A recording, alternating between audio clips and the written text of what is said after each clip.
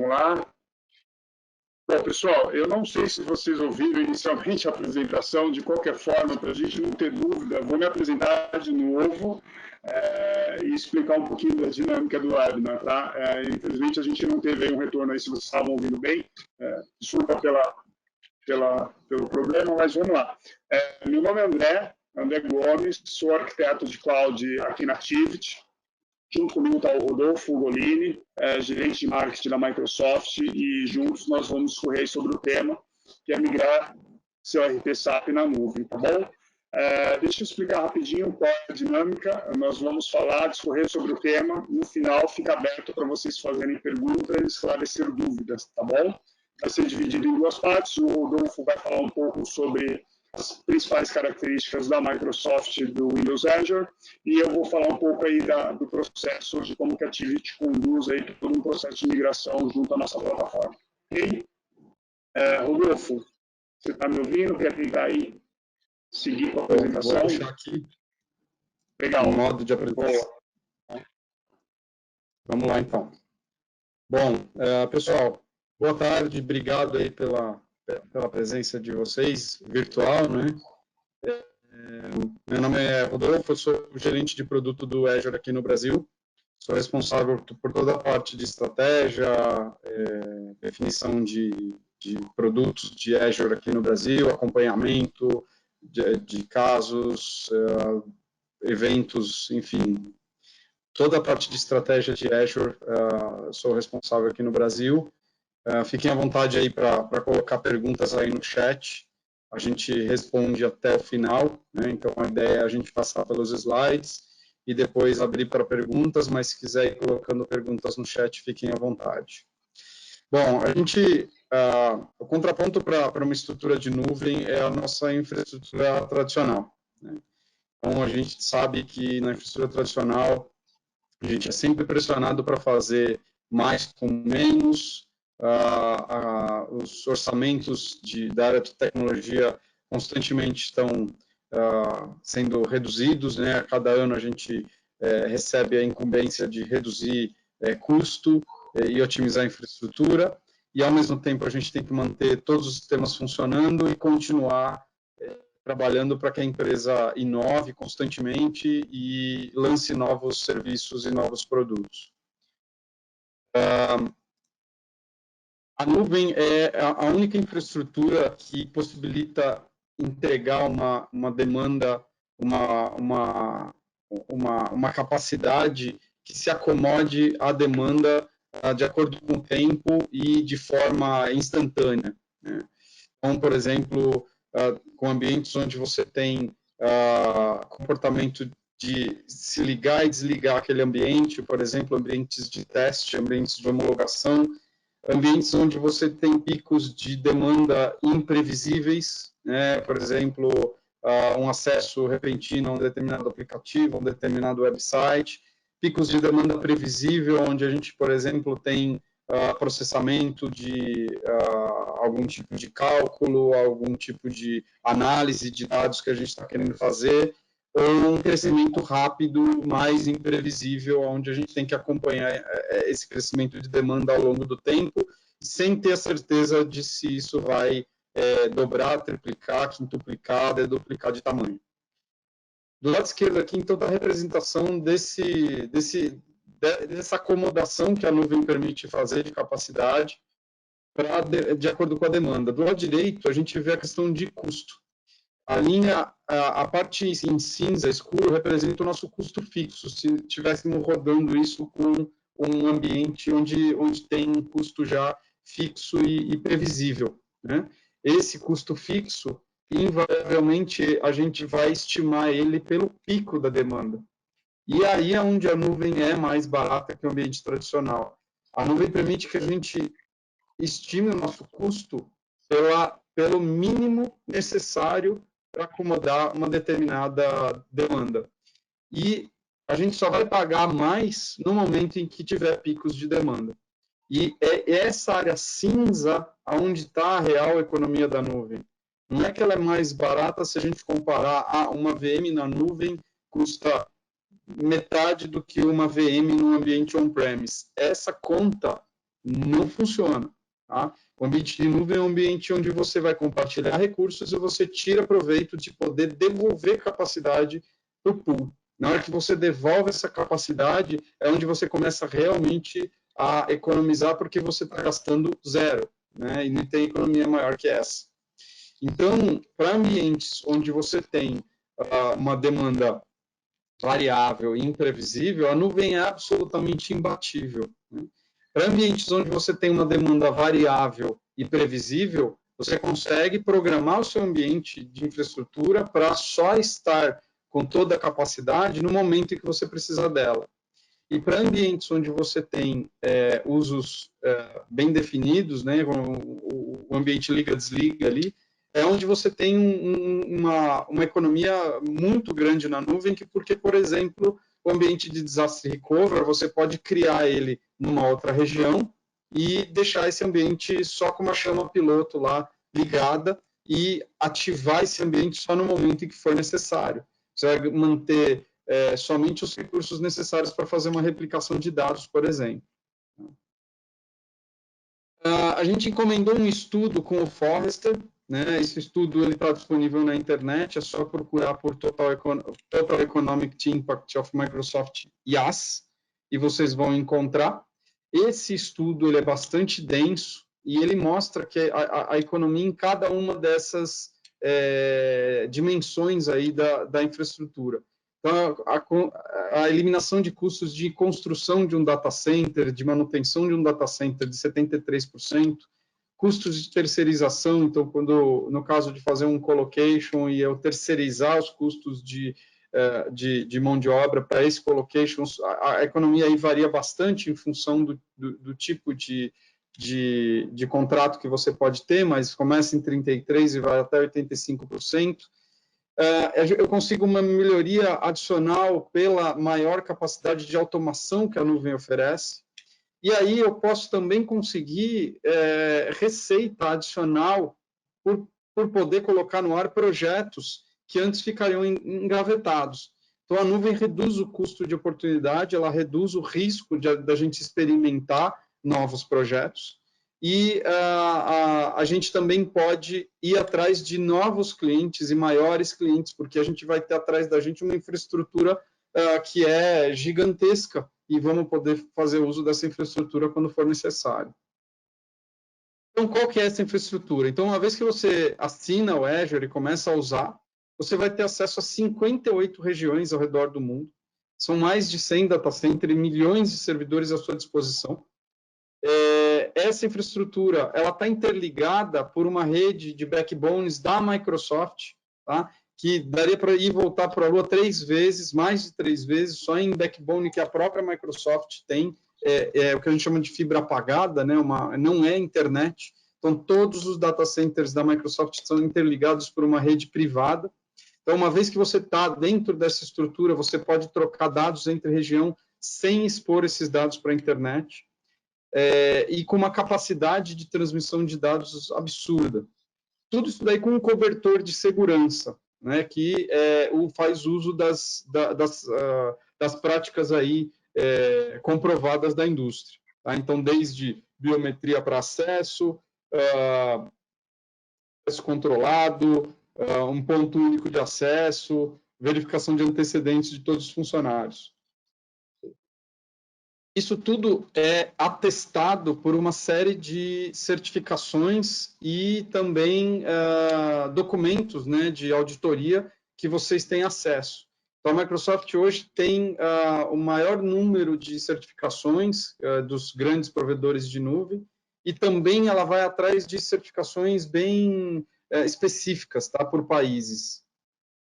No caso, para você ter acesso a todas essas certificações, basta você entrar no console do Azure, ir lá em Compliance Offerings, selecionar, por exemplo, no caso, eu selecionei aqui o relatório SOC 2.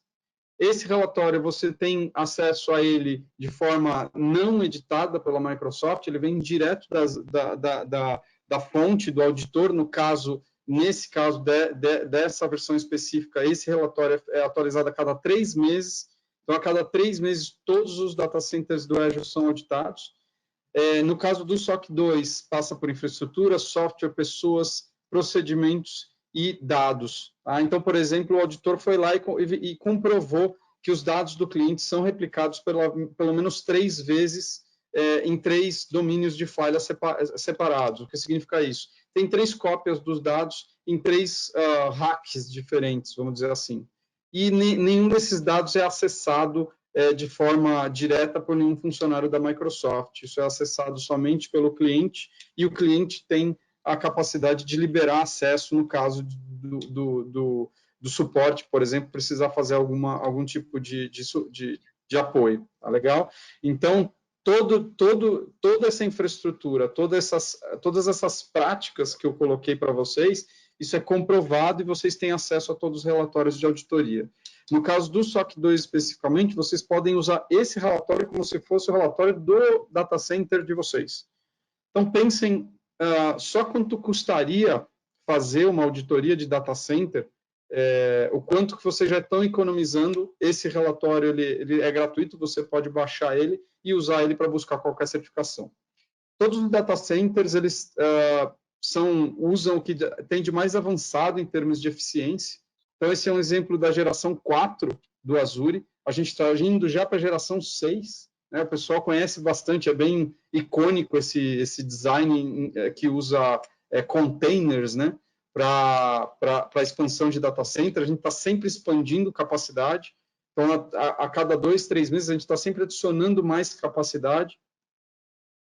Esse é um exemplo da geração 5, então a gente descobriu que desta forma aqui, em termos de eficiência energética, é melhor para o data center. Com isso, a gente consegue fazer com que os custos sempre tendam a cair, né, e não aumentar, porque a gente sempre está com os ganhos de escala e com a maior eficiência que a gente consegue com os data centers, a gente está sempre experimentando formas diferentes de fazer isso, a gente consegue, por exemplo, adensar mais servidores num único rack, né, e com isso aumentar a densidade do data center e fazer com que os custos continuem caindo.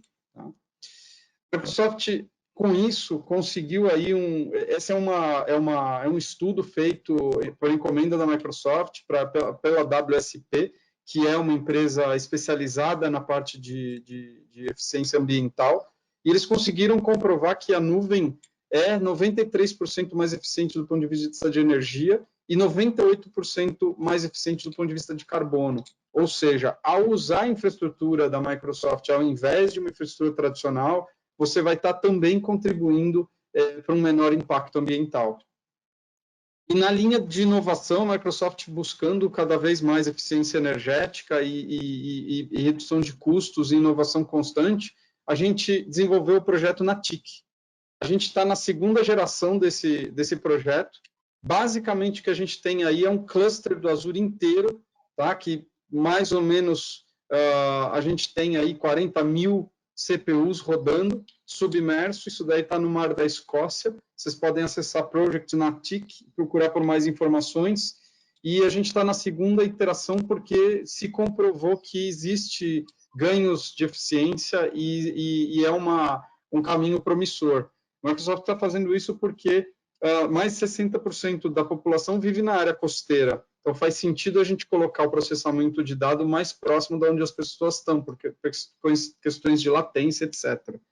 Então, do ponto de vista de inovação constante, esse é um outro benefício que você tem ao usar uma nuvem. Especificamente no caso do Azure, a gente está sempre melhorando e sempre adicionando novidades, e você simplesmente vai receber essas novidades e vai poder fazer uso disso. Tá? Então, no caso aí de máquinas virtuais, falando especificamente de SAP, né, a gente vai colocar o SAP para rodar em máquinas virtuais na nuvem pública. No caso do Azure, a gente tem máquinas virtuais de diversos tipos e famílias, desde das máquinas mais baratas e simples, como as B e as A, máquinas de propósito geral, que são as D. Então, a D são as máquinas, vamos dizer, mais genéricas, né? E as máquinas mais especializadas, para processamento, para memória, para armazenamento, até máquinas para processamento de alto desempenho, como as NV, que tem GPUs. Tá?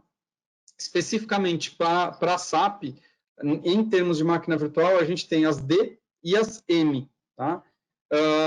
A gente tem, em termos de máquina virtual, máquinas que podem ir de algumas centenas de gigabytes de memória até 12 terabytes de memória para rodar, por exemplo, SAP HANA. E você pode fazer scale out dessas máquinas de 12 terabytes até 48 terabytes, e isso com máquina virtual, ou seja, podendo aumentar e diminuir capacidade sempre que for necessário. Tá? E existem máquinas especializadas, que a gente chama de bare metal, desenvolvidas especificamente para rodar SAP HANA, foram desenvolvidas em cima, em conjunto com a SAP, e essas máquinas já vão até 60 terabytes e tem uma quantidade muito maior de processadores, mas são máquinas feitas especificamente para isso. Tá legal? Bom, todas essas máquinas que eu falei para vocês são reconhecidas pela SAP, tem lá a quantidade de SAPs que cada uma suporta, então para a questão de fazer capacity, isso tudo fica mais simples.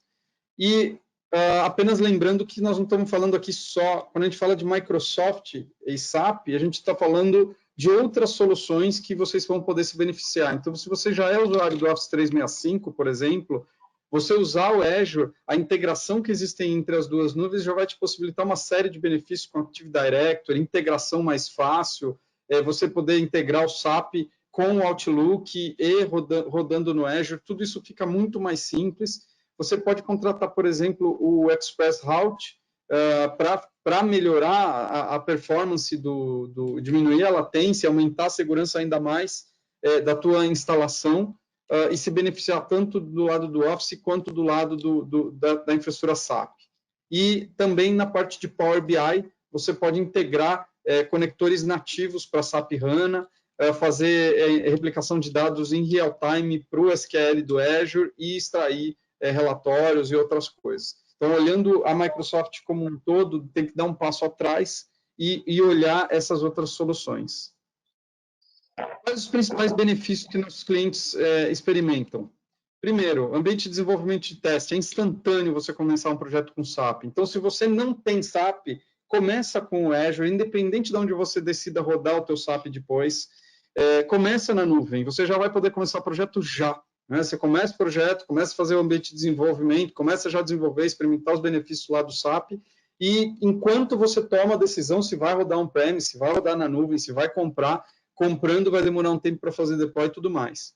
Já nos ambientes de provisionamento, você tem a vantagem da capacidade elástica, né, do Azure. Ambiente de disaster recovery, se você já tem o seu SAP, você pode usar a nuvem como ambiente de disaster recovery, mantendo o custo muito baixo. Tá? Archiving, então você pode, por exemplo, só fazer um backup para a nuvem, fazer um archiving de dados para ter isso disponível para auditoria depois. Os benefícios aí vão desde um TCO entre 40% e 75% menor, um provisionamento na questão de minutos, ao invés de dias, até meses, no caso de um ambiente grande, né? E na questão de armazenamento, existe um estudo da Forrester que mostra que o custo de armazenamento em nuvem é até 60% menor do que o custo no ambiente on-premise. Tá legal? Pessoal, do ponto de vista de Azure especificamente, é essa mensagem que eu queria dar para vocês. Deixo vocês aí com o André agora, ele vai entrar na parte mais específica da implementação de SAP propriamente dito e os benefícios de fazer isso com Activity. Legal. Vamos lá, deixa eu entrar aqui com a minha apresentação. Só mais um minuto.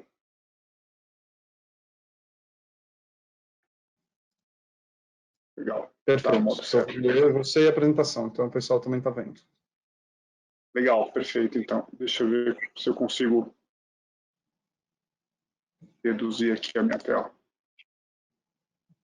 Bom, pessoal, então, dando continuidade aí ao que o Rodolfo explicou para vocês sobre o ambiente Azure, eu quero falar um pouquinho sobre um outro ponto de vista aí, em relação ao processo de migração, que é entender um pouquinho das estratégias de migração e qual é a melhor maneira de aplicá-las. Esse diagrama que eu trouxe aqui para vocês, ele ilustra exatamente o cenário onde as empresas estão e aonde elas devem estar. Não sei se é sabido por todos, mas o que acontece é que a SAP ela encerra o suporte aos seus sistemas legados aí no final de 2027. E isso acabou movimentando o mercado aí para começar a fomentar a ideia de migrar os seus ambientes SAP.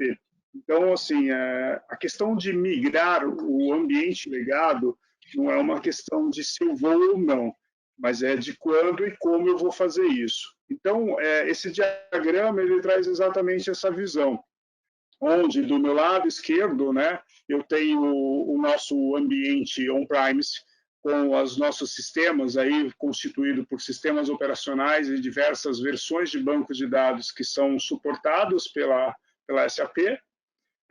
E do lado direito, mais extremo, eu tenho aonde eu desejo chegar, né? Ou seja, até o final de 2027, todos devemos estar aqui com a versão do S4HANA para estar compliance com a questão de suporte. No meio desse diagrama, a gente tem aqui a jornada. Como é que eu posso, então, sair da onde eu estou para chegar até o S4HANA? Então, nós temos aqui 4 estratégias que podem ser adotadas aí quando se fala num processo de migração para o Azure. O primeiro deles é o Lift and Shift, né?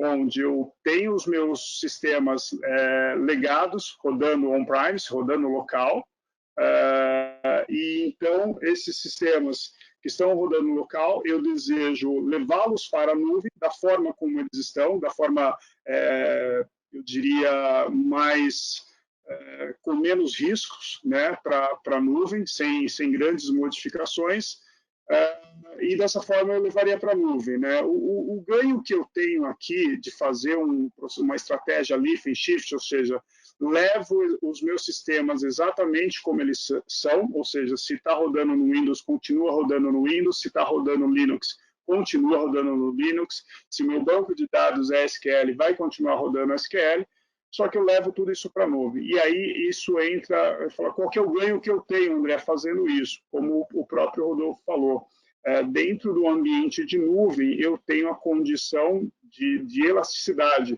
ou seja, eu já consigo nessa jornada aqui do Lift and Shift, já fazer, por exemplo, um ajuste do meu landscape, um resizing, por exemplo, do meu ambiente. Muitas vezes, quando a gente está rodando num ambiente local, a gente ou está com a capacidade computacional superdimensionada, ou ela não está suficiente. Então, quando eu faço essa jornada para a nuvem, mesmo levando da maneira como os sistemas são, eu consigo ajustar essa capacidade computacional do lado da nuvem muito mais fácil, ou seja, é um ligar e desligar e todas as máquinas vão estar ajustadas. E isso facilita também o meu caminho para o S4HANA, porque uma vez estando para a nuvem, o que acontece é que sistemas para serem migrados para o HANA exigem uma capacidade computacional bem robusta. E aí a gente fala, né, comparando isso com o cenário de máquinas tradicionais, fazer isso num cenário tradicional, comprar máquina, esperar o pedido, isso tudo é muito moroso. Né? E estando no ambiente de nuvem, isso se faz de uma forma muito mais fácil. Ou seja, então, para você ajustar a sua capacidade computacional para ir para um HANA e depois ir para o S4HANA, fica muito mais fácil. Então, a primeira estratégia é a estratégia mais, eu diria, mais conservadora, acho que essa palavra cai bem para isso, a estratégia mais conservadora que eu teria aí no processo de migração para a nuvem seria o Lift and Shift. A segunda estratégia é uma estratégia onde eu tenho os meus sistemas operacionais e banco de dados aqui rodando no meu ambiente local, porém, eu quero ir aqui para a nuvem, mas os meus sistemas não são suportados, por exemplo, no Windows Azure, como Mainframe, Unix. Então, nesse caso, você tem aí a oportunidade de transformar esses sistemas aí para um sistema novo dentro do ambiente de nuvem, não só na parte dos sistemas operacionais, mas como também na parte de banco de dados, no intuito de fazer até uma redução de custo. Digamos que nesse cenário você tem um tipo de banco de dados que seja custoso para você, e nesse processo de migração para a nuvem você já pode pensar em fazer aí a mudança de plataforma. Então, essa opção, essa segunda estratégia, ela é diferente da primeira, porque na primeira eu não mudo nada, eu trago exatamente como as coisas estão. Já na segunda estratégia, não, eu vou aproveitar da oportunidade da nuvem para fazer aquela parte de resizing, que já é um ganho que eu vou ter, e também tem o benefício aí de fazer o quê? Os ajustes e transformação para uma nova plataforma. E, mais uma vez, isso vai facilitar o meu caminho para a migração para o HANA e, por fim, o S4HANA. A terceira estratégia é uma estratégia onde você, no seu cenário local hoje, você já roda o seu sistema em HANA, ou seja, então você está mais atualizado em relação ao tipo de sistema, mas o que acontece? Quando você roda aqui os seus sistemas num ambiente convencional, num ambiente tradicional, para banco de dados HANA, o HANA é um banco de dados que requer aí uma exigência de hardware, de poder computacional muito grande. E quando você se depara com uma mudança de ter que adicionar mais hardware ou comprar mais máquina para suportar esse ambiente, isso dentro do ambiente tradicional é um pouco complicado. Então, aqui, a gente traz, na verdade, a migração do HANA para o ambiente do Azure, sem muitas modificações, mas continuando com a vantagem aí da elasticidade da nuvem, né? E, mais uma vez, a gente está muito mais próximo aí para adequação para o S4HANA.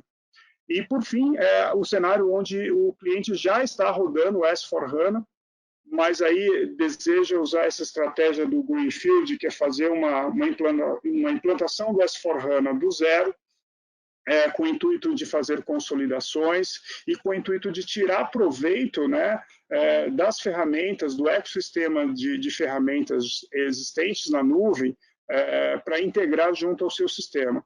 Então, aqui eu defino as 4 principais estratégias de migração, e a motivação, né? Ou seja, por que a gente está falando, trazendo esse assunto à tona, né? Por que eu pensaria em sair da onde eu estou e migrar para a nuvem?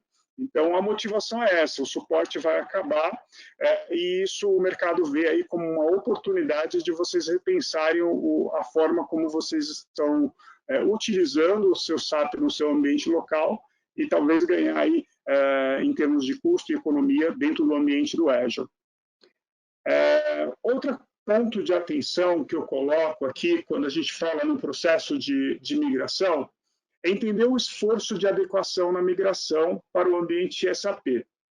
O que acontece, né, lá, como eu falei para vocês, uma vez que você definiu qual é a melhor estratégia para você migrar para a nuvem, seja ela lift and shift, seja ela no lift and migrate, não importando qual a estratégia, o que você tem que ter em mente é que uma vez que você está na nuvem, você deve se ater ao seguinte, né, qual que é o esforço de migração e os cuidados que eu tenho que ter. Então, por exemplo, quando a gente fala num processo de migração de um SAP, é muito importante que você comece a fazer o processo de migração com aplicações que não são críticas, né? Como, por exemplo, o seu ambiente de dev, o seu ambiente de teste, para que você possa avaliar esse comportamento dentro da nuvem e tirar desse processo lições aprendidas para que você possa aí no final desse processo trazer o seu ambiente produtivo com menos impactos de problemas futuros. Então, essa questão da adequação do esforço é justamente isso, é você ter a visão de que é importante você começar com pequeno, com sistemas menores, não críticos, e depois partir para os ambientes mais críticos. Essa é uma estratégia que a própria Microsoft adotou. É sabido que a Microsoft é um cliente SAP, né? Acho que o maior caso, depois o Rodolfo me corrige se eu estiver errado, mas assim, acho que o maior caso de SAP rodando em nuvem é o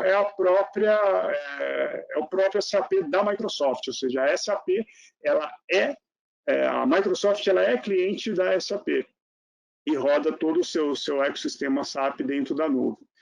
Outro ponto importante aqui que a gente deve considerar é também a questão de desculpa, fugiu aqui, é a questão de migrar os dados não críticos, como eu já tinha dito, e outro ponto que eu queria falar aqui, que é importante, acho que me fugiu aqui a ideia do que eu queria falar. Daqui a pouco eu volto aqui e retomo com vocês. Mas, enfim, mensure aí os seus esforços e adequação aí para a migração do seu sistema SAP. Outro ponto que é importante, né, que o Rodolfo estava falando, é sobre aproveitar a integração do sistema SAP com serviços nativos de nuvem. Eu vejo aqui que, isso falando um pouco de experiência prática com os nossos clientes, muitas vezes, o que a gente tem? Né? Os clientes migram para a nuvem e, às vezes, não conseguem enxergar o benefício de estar na nuvem, seja ele por uma questão de custo, seja ele por uma questão de diferencial dos serviços que existem na nuvem. Então, é importante você entender que quando você traz o seu workload para a nuvem ela passa a ser vantajosa, ela passa a ter uma competitiva a partir do momento que você consegue usar os serviços nativos. Então, quando a gente traz aqui o nosso sistema SAP para a nuvem, é importante a gente saber integrar esses serviços do SAP com serviços existentes. Ou seja, é aqui que eu consigo realmente ganhar economia em escala. Então, quando a gente está falando aí do processo de migração, a migração por si só, ela não vai resolver todos os problemas. A gente vai realmente conseguir tirar os benefícios da nuvem quando a gente conseguir também conciliar com as integrações com serviços nativos.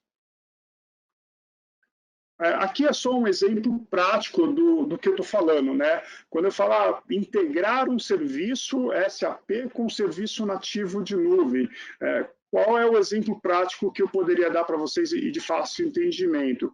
Por exemplo, o serviço de Azure, o Azure AD, o serviço de Active Directory do Azure, permite que você possa fazer aqui o login único. Então, imagine vocês, do meu lado direito aqui, eu tenho os vários sistemas SAP. Imagine ter que ter um usuário e senha para logar em cada um desses sistemas. Então, é possível usar o serviço do Azure AD para criar com um único usuário e senha, eu vou estar autorizado a acessar cada um das aplicações SAP. Então, esse é um exemplo onde a gente pode usar os serviços nativos de nuvem integrado aos serviços da SAP. A SAP ela tem lá a SAP Cloud Platform, que desenvolve componentes, né, para que sejam integrados com a nuvem. Okay? E esse é um ponto bem interessante, né, porque há uma parceria muito forte entre a SAP e a Microsoft, onde a SAP desenvolve aí várias tecnologias que são voltadas aí para o Azure. Ok? Espero que tenha ficado claro aqui o entendimento. Bom, desculpa. E aí, então, como é que a Activity pode ajudar vocês nessa jornada, né? Nós temos aqui, a Activity possui um centro de excelência SAP com soluções completas, que vai desde a implementação, da operação e da sustentação e otimização do seu ambiente SAP. Então, aqui, quando a gente fala de um processo de jornada, e de um processo de migração do SAP para a nuvem, a gente precisa ter uma equipe especializada que saiba lidar com as diversas fases aí de implementação do seu sistema SAP. E a Activity tem esse know-how. Esse know-how ele foi conquistado através de várias certificações.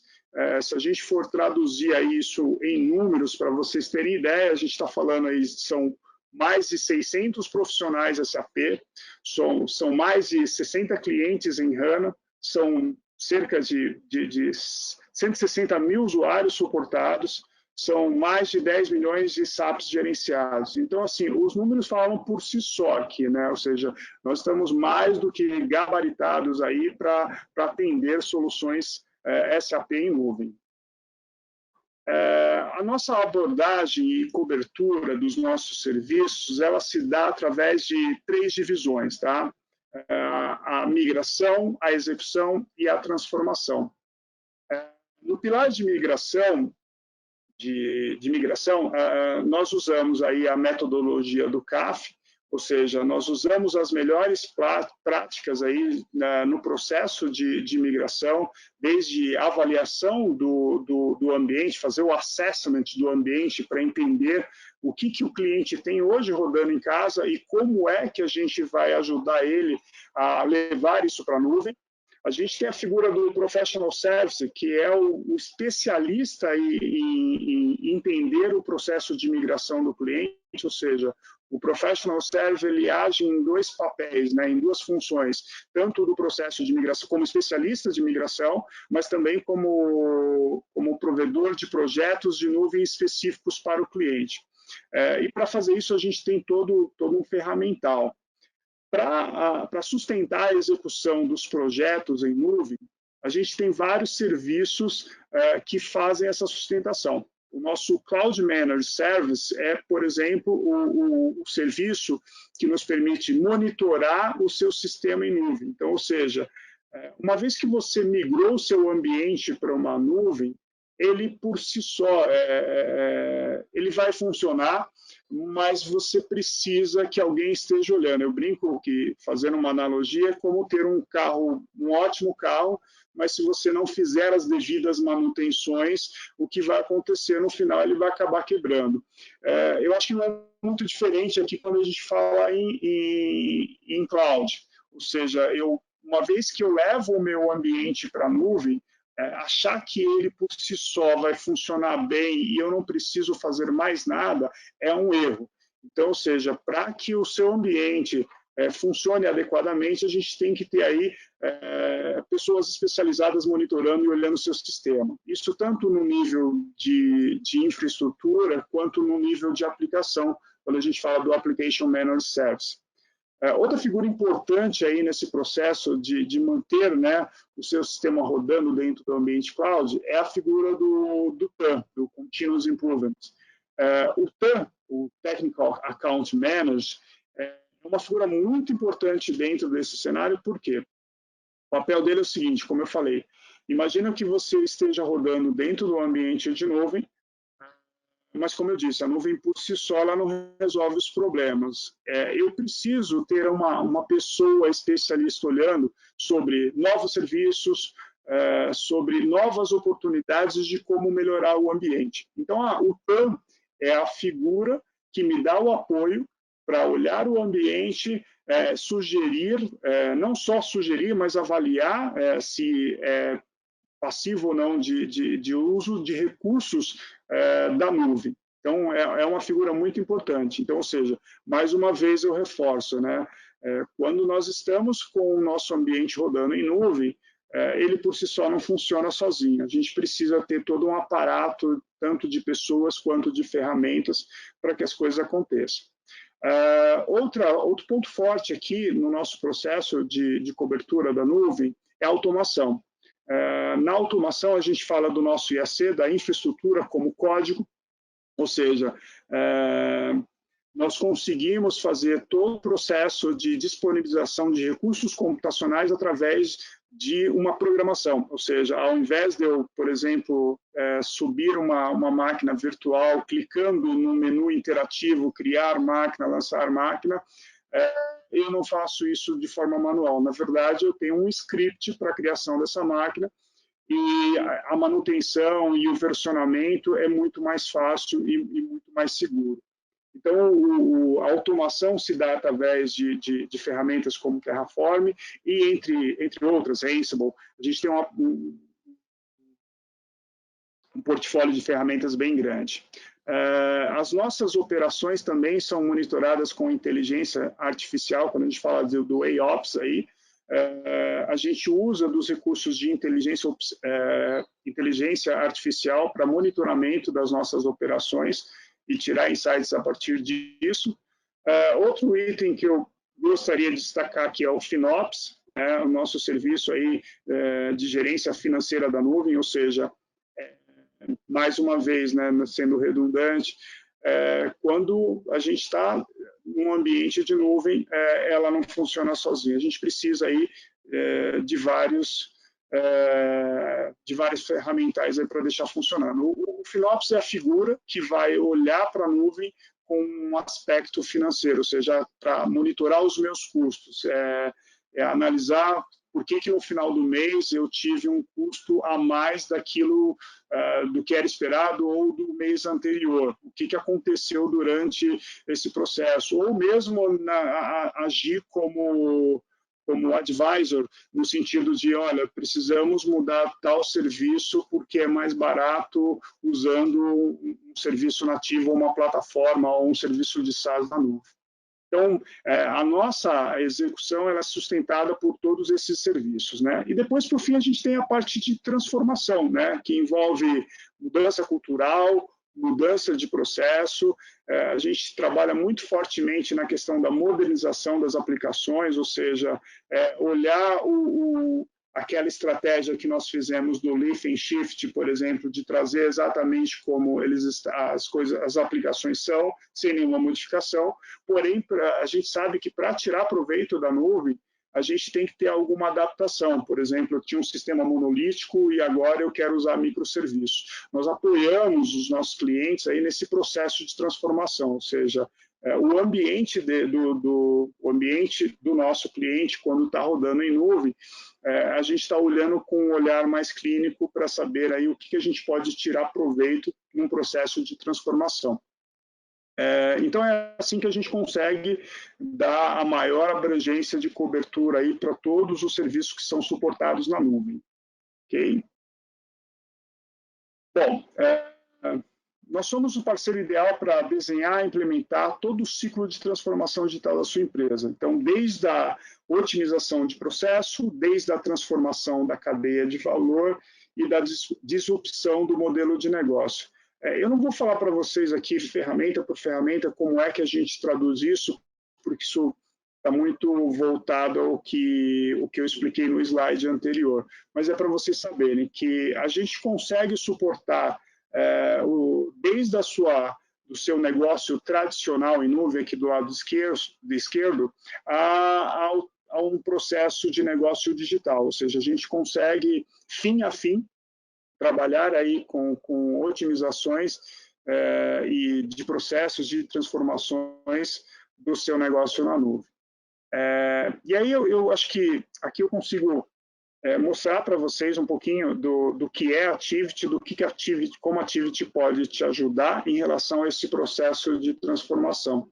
A gente viu aí, só sumarizando um pouquinho, né, as melhores e potenciais características do Windows Azure, né, o que ele tem de bom para nos oferecer, a necessidade de transformação que a gente vive hoje, ou seja, como eu coloquei para vocês lá, a questão de uma migração de um ambiente SAP já não é uma questão de se eu vou ou não vou, é mais uma questão de quando.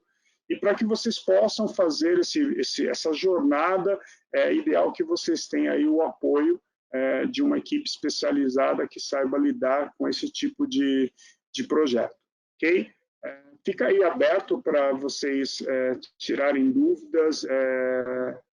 Eu não sei se vocês têm alguma pergunta a fazer, eu vou deixar aí aberto para ver se vocês têm alguma pergunta, mas de antemão eu quero agradecer aí a presença de todos, espero que o conteúdo tenha aí atendido as expectativas de vocês, e também se vocês tiverem aí qualquer crítica, ela será bem-vinda, e sugestões aí para um próximo webinar, tá bom? Deixa eu olhar aqui se tem alguma pergunta aqui. Rodolfo, você ainda está aí comigo? Estou aqui sim. Opa, então tá bom. Deixa eu olhar aqui se a gente tem alguma pergunta aí.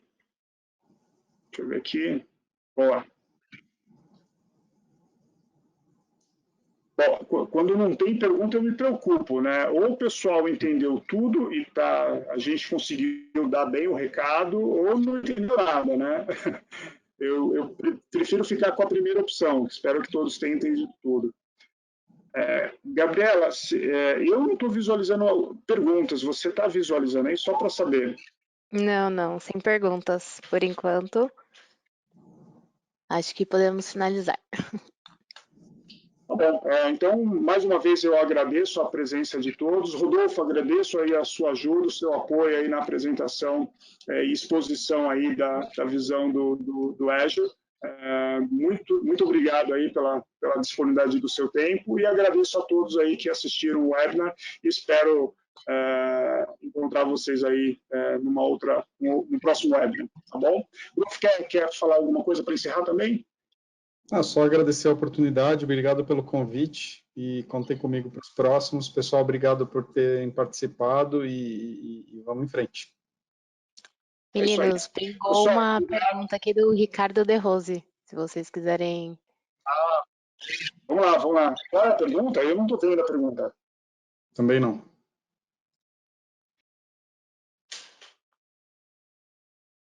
Colocando no cronograma, quanto tempo uma migração lift and shift pode ser realizada? Boa.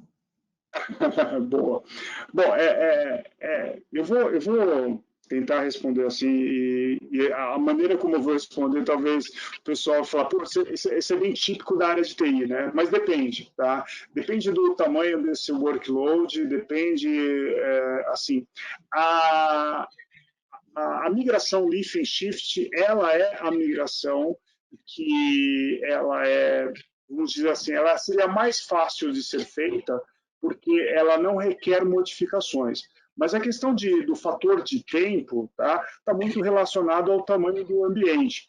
Mas eu diria para você, assim, nós seríamos capazes de fazer aí um processo de migração. Eu vou falar a gente tem casos nativos, reais, eu só não vou expor o nome do cliente porque eu não tenho essa autorização, mas a gente tem casos reais de fazer isso em semanas, tá? Ou seja, uma semana aí de trabalho, levar um ambiente para a nuvem.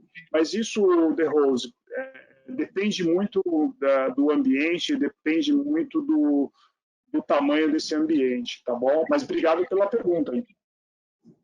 Rodolfo, se você quiser endossar alguma coisa, quiser acrescentar alguma coisa, por favor. Eu já vi lift and shift ser feito do dia para a noite, né? Depende muito da complexidade do ambiente e também do conhecimento da equipe a respeito do ambiente. Muitas vezes se gasta muito tempo fazendo um levantamento do próprio ambiente, né?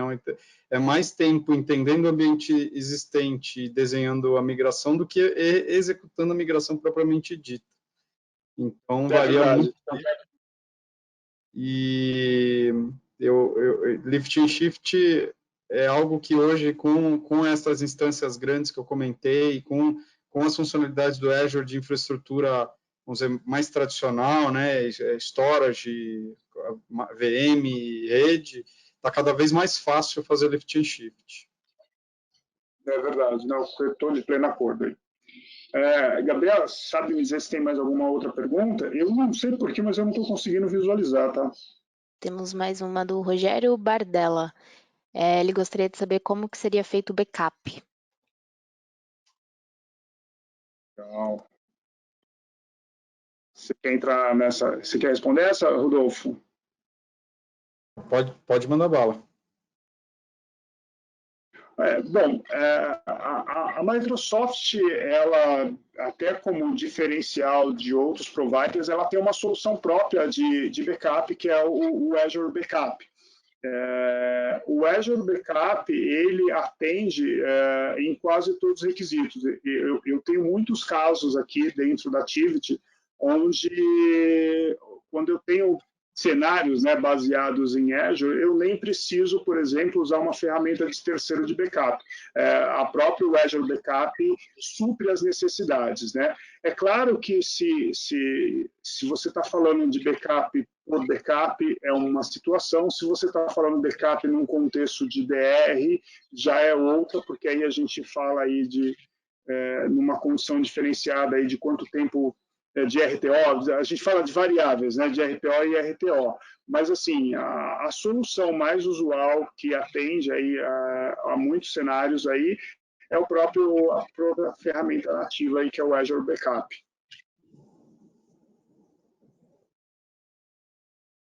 Mais alguma outra pergunta, Gabriela? Não, essa foi a última. Ver.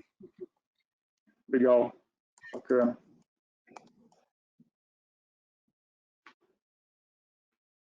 Bom, pessoal, se vocês tiverem outras perguntas a serem feitas, acho que é possível enviá-las por e-mail e a gente aí fica de prontidão para responder, tá bom? É só para não estourar o tempo aqui e cumprir com o prazo do Edna, a gente vai encerrando por aqui. Tiviti. Seu futuro, nosso desafio.